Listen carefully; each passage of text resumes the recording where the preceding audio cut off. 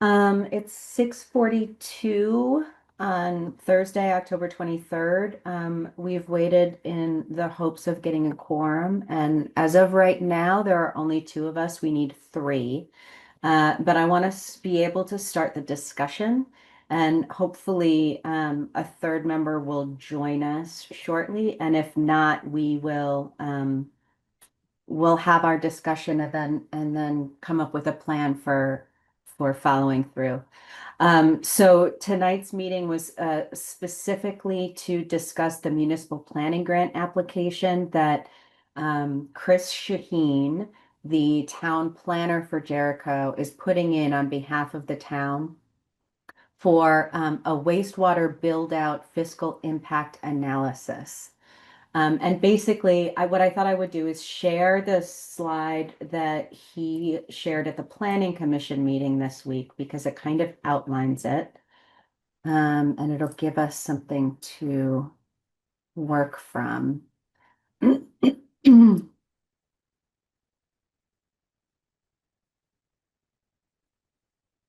So what's important to know is that um, this grant is to do work in parallel with the PER, which is essentially the engineering study. That's the next phase. After you do a feasibility study, then you do the PER, which is some kind of engineering study. Um, this grant is to be done in parallel with that and to be complementary to it and not redundant with anything that's been done or that will be done in that grant or in that study. So this is a $30,000 fund to fund some kind of consulting team to do development scenarios for the wastewater system in Riverside, specifically to look at things like financial impact analysis and run out different development scenarios, meaning like number of homes and types of buildings, types of uses, and run out various scenarios and get an idea of scale on both the financial end and also like the user side of things. Um, and that will hopefully help answer some of the questions that the town and community members have really had in terms of like, well, how much is this going to cost? How big is this system going to be? How many people can it serve? If it serves X number of people, what is the structure going to be? How is this going to impact our taxes and what kind of tax revenue could we get from it? Those kinds of questions. Um, and that will then help make a decision about how big or small the system could or should be, and run through some of the scenarios for pricing of that. Um, I think so. The other piece that he covered was that this would be if we get the grant, the money would be available January 1. And then, we'd have a month or two to um, identify and hire a consulting team. They probably have to put out for bids and then they can start their work. And so again, this can be done in parallel with, but also to help inform the PER. Right. And so So, the ask for the housing committee is that we provide a letter of support for the application. yeah. And just by way of discussion, I know that, it seems like there is some redundancy when you think about what kind of presentations we've had from the, I guess, feasibility grant, where we did learn about options and associated costs. And there was some granularity to it. But I trust that, this is not redundant because, I mean, it's a pretty obvious thing to look into and also to get right on a grant application because otherwise, a grant wouldn't be funded. So I trust that it is not redundant. I think I Oh, can, that's a you good know, that's a good point. Yeah, why would they grant the funds if you can point to the work having already been done or being done somewhere else? right. Yeah, yeah. So that's, and that's what I heard Chris say as well, that it is not redundant. Um, the other question I had was, is this the usual process to go through for a municipal wastewater project like this?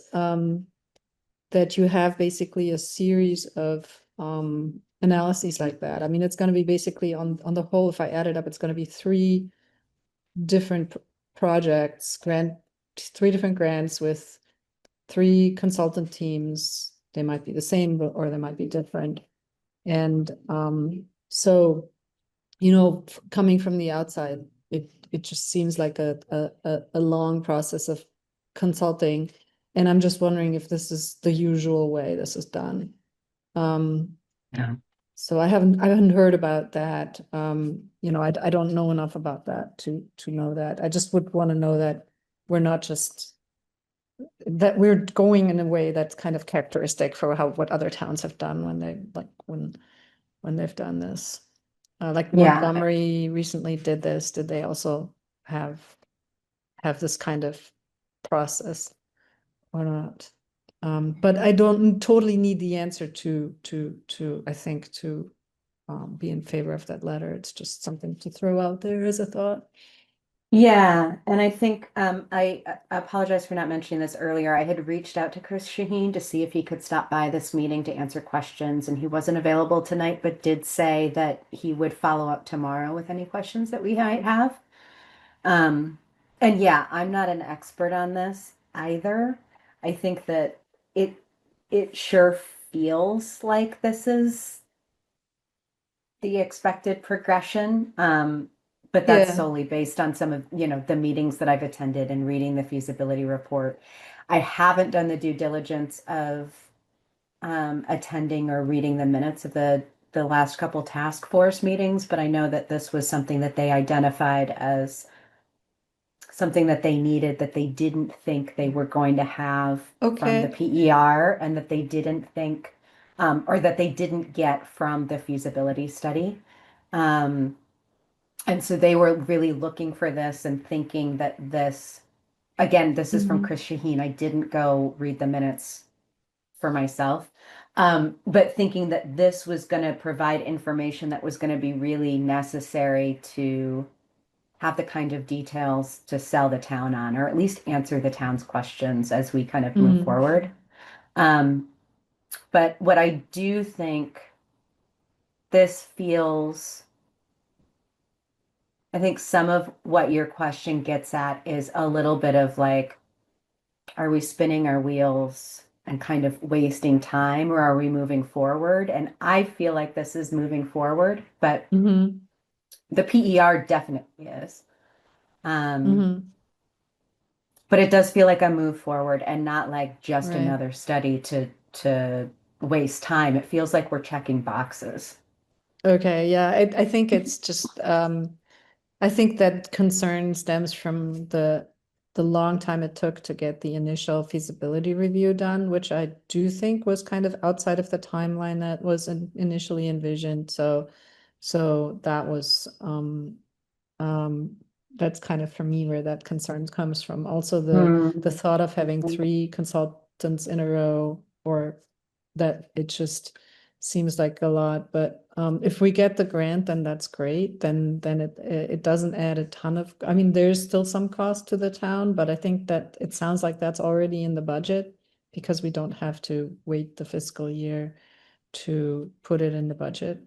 So from what I understand, the grant pays, I think, 50,000 and the town pays 20,000, or the grant pays 30,000 and the town pays 20,000, something like that, I think was Hmm. what I read Oh, when I. from the select board meeting? Yeah.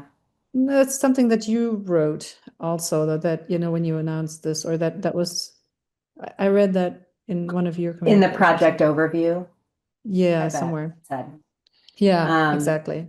Chris had put So, that and together. yeah, yeah, and then the answer to do we need to wait for a whole fiscal year? I think that was Susan's question in the planning commission meeting. And the answer is no, we don't. So I assume that means we have the money already in the budget for this year. And yeah. And the select board approved it last Thursday. Um, the other thing that I wanted to call out, so Chuck had asked about who will be directing the work if it's approved. I think stemming from a similar concern of yours, like Mhm. the feasibility study seemed to take forever and there wasn't much of a taskmaster. So I had asked that of Chris at the planning commission meeting. Um, and it sounds like while the results of the study and kind of updates will be going to the wastewater task force and of course the select board as well. It sounds like Chris Shaheen will be kind of the project manager and will be the primary point of contact. Um, and that is comforting Yeah, to some degree. On the one hand, Chris has a lot on his plate, but on the other hand, he's got a calendar and he's organized. And he's gonna stay in touch with the people. Yeah, yeah, I don't yeah. have any doubt that he will stay on top of it. Hmm. And then what else did Chuck ask? Um, Yeah, he was just he had that concern about, this is yet another study and there's been so many studies and then yeah, that was the largest part, I think, of his concern. yeah. Oh, and then yeah, yes. Um, yeah, I think it's totally appropriate for the housing committee to certainly recommend. And yeah, it's consistent with everything we've been working towards. I think the other Um, question that Chuck brought up is the timeline. Is there any kind of a timeline for this? And I'm not sure I heard a timeline beyond the beginning of the project, right? yeah, we'd get the money January 1. Hmm. Hopefully it would be a couple of months. Chris Shaheen did lay out, trying to remember. I feel like he did have the expected timeline that the PER would be completed, and he had kind of a guess for this project too, and I can't remember what he said. Hmm. If you're asking, it probably wasn't in the overview project document, but I can make sure that that's another question that we ask Chris.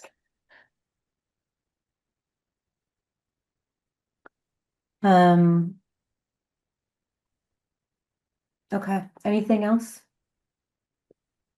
No, I mean, in general, I think that there's nothing wrong with, applying for this grant. And I'm glad that the task force and the planning commission were, you know, pursuing this and, that the task force identified this as a need and wants to, use this to go forward.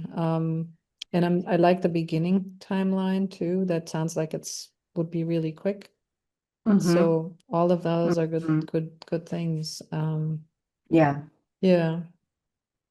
Yeah, and it I doesn't, also, yeah. I'm also excited that this grant was identified. In my mind, at least, it points to it's unrelated but tangentially related town capacity. And, one of the things that we've been worried about is are we able to Mm-hmm. really identify these kinds of opportunities and take Mm-hmm. advantage of them? Do we have the staff and the time to be able to do that? And so again, for Chris to identify this and be able to pull an application together and stuff is great.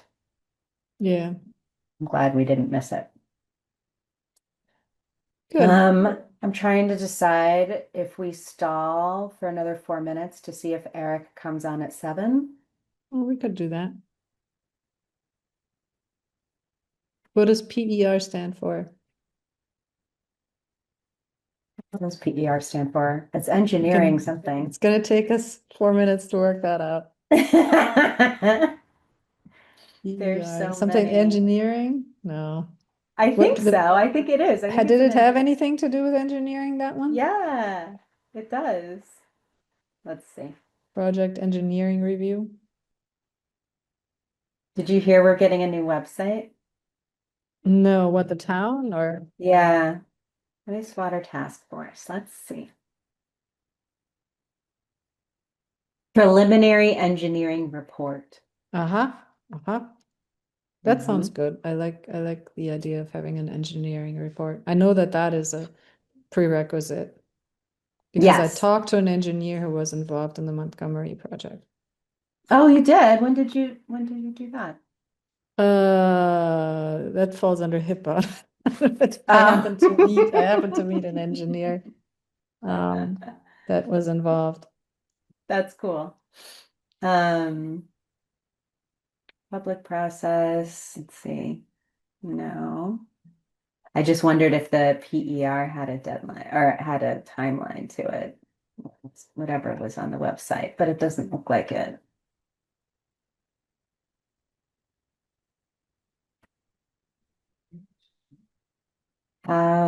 Let's see, how a municipal wastewater system in Riversides could be accomplished. Estimated construction costs, funding options, suitable locations, connection options, and other important details. Yeah, see, everything sounds the same to me. All those three grants sound the same to me, but I'm They sure that do, that's because I just don't understand enough of it. And you know, yeah. I was also, since I'm on the task force website,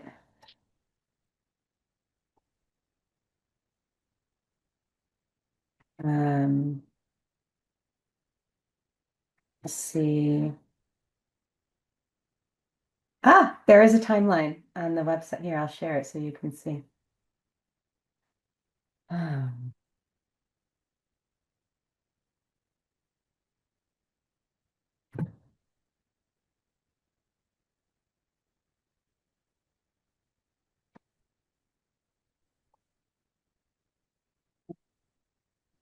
oh,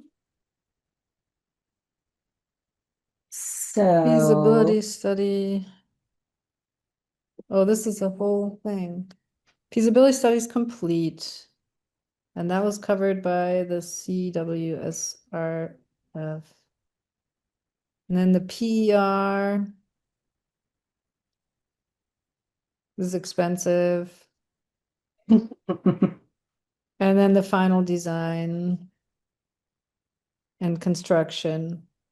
And then somebody figured out that there was a need for another study somewhere in addition to the PER. Mhm. And so then the PER, so we're here, test pits, archaeology, PER drafts 60, 90, and 100%.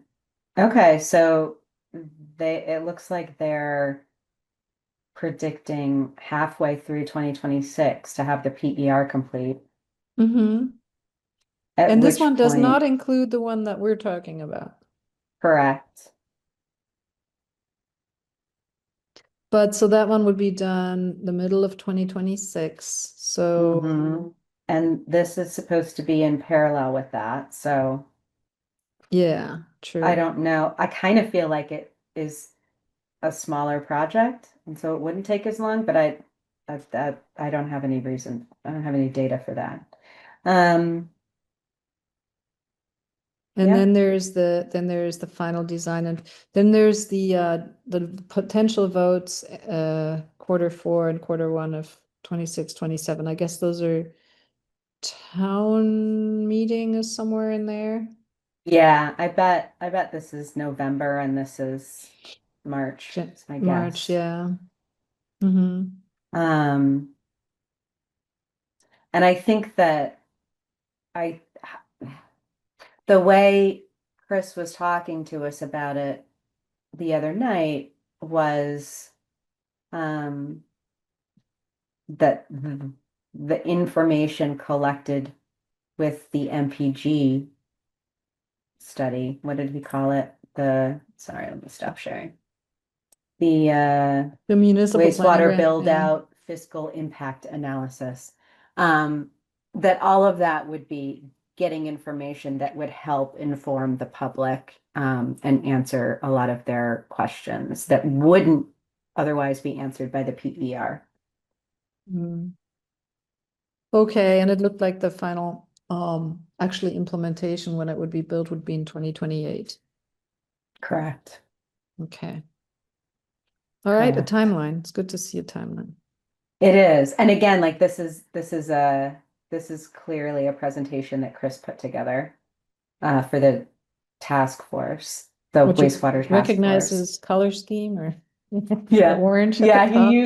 he uses the same format for everything, and that is definitely his calendar system for timeline tracking. Yeah, it's good to Works. see. Yeah, it is. It really is. I am thankful for him, although especially with the housing related stuff, he's really he's a stickler for process and like methodically building a case. And I'm not very patient. And so sometimes I want to be doing more, but in the Mhm. long run, it is worth it to have methodically built a case and have a strong foundation. So it's 7:03. Eric's not here. All right. So I am in support of making a recommendation. Yeah, me too. So I Okay. think that we've had an opportunity for public input with tonight's meeting. And I think then the vote can happen per email, I would think, or per email essentially. Um, Um, yeah, so what I'll do is this is recorded so we can post it and share it with the other housing committee members who have had a chance to review the project overview and have had it, and I'll make sure to let them know they have a chance to send Chris some questions if they have specific questions. So the plan will be that over email we'll confirm support and we'll provide a letter. It's probably, I say letter, but it's probably just a brief statement of support that they can include in the application. But I'll make sure that that's circulated. okay, I think we Sound got like a it. plan? All Sounds right, like a great. plan. All Thank right, it you was so nice seeing you. much. Nice talking to You you. too. Bye. Take care.